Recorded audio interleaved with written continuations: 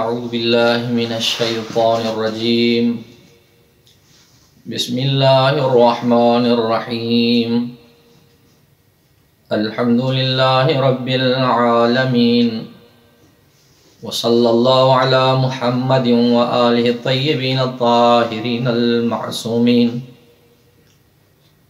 واللعنۃ الدائمۃ علی اعدائہم اجمعین اما بعد وقد قال اللہ تبارک وتعالی فی کتابہ المجید فاعوذ باللہ من الشیطان الرجیم بسم اللہ الرحمن الرحیم وقال ربکم ادعونی استجب لکم۔ ناظرین گرامی، خداوند عز و جل آپ حضرات کے روزوں کو، عبادات کو، تلاوتوں کو اپنی بارگاہ میں شرف قبولیت عنایت عطا فرمائے۔ بہترین مہینہ، بہترین میزبان، بہترین مہمان، جسے خدا نے یہ شرف دیا ہے کہ اس مہینے میں جو سوئے گا اس کی نیند عبادت ہے، سانس لینا عبادت ہے۔ سب سے بڑے دشمن ابلیس لعین کو زنجیروں میں جکڑ دیا گیا، ہر چیز میں برکت دے دی۔ وہ کریم خدا ارشاد فرماتا ہے ادعونی استجب لکم، مجھ سے مانگو، میں تمہاری دعاؤں کو سنتا ہوں، تمہاری دعاؤں کو قبول کرنے والا ہوں۔ فقط چند جملے مقدمے کی خاطر۔ دیکھیں، ہمارے زمانے کا ایک دستور ہے، جو جتنی ترقی کر لیتا ہے،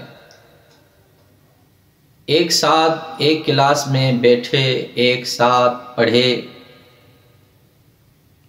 ایک بندے نے ترقی کی، بڑی پوسٹ پر پہنچ گیا، ایم این اے بن گیا، ایم پی اے بن گیا، منسٹر بن گیا، تو وہ اپنے سے کم عہدے والے کو پہچاننے سے انکار کر دیتا ہے۔ وہ اپنے لیے سمجھتا ہے کہ میرے مقام اور منزلت میں اس کی آشنائی کمی کا باعث بنے گی، حالانکہ ایسا نہیں ہے۔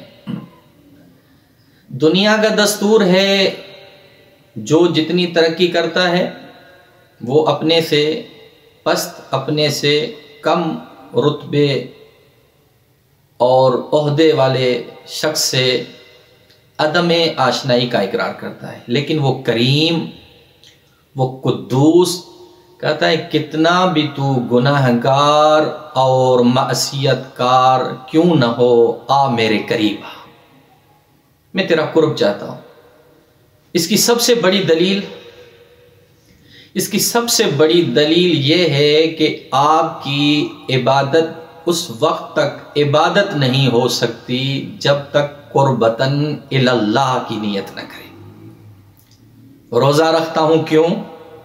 قربتاً الی اللہ۔ نماز کیوں؟ قربتاً الی اللہ۔ یعنی کیا مقصد ہے؟ مقصد یہ ہے کہ میں تیری قربت چاہتا ہوں۔ تو وہ کریم چاہتا ہے کہ بندہ میرے قریب ہو۔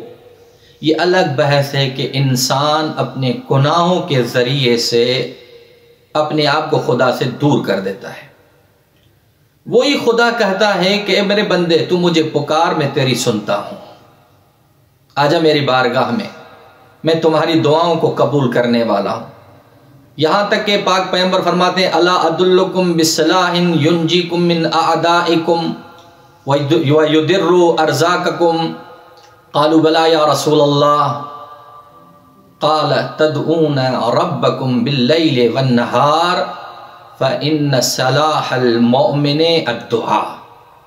رسول خدا اپنے صحابہ کو متوجہ کرتے ہوئے فرماتے ہیں کیا میں تمہیں ایک ایسے اسلحے کے بارے میں باخبر نہ کروں جس کے ذریعے سے تم دشمن سے نجات پا سکتے ہو، جس اسلحے کے ذریعے سے تمہارے رزق میں برکتیں آ سکتی ہیں؟ صحابہ کرام نے کہا جی ہاں یا رسول اللہ، آپ ہمیں بتلائیے۔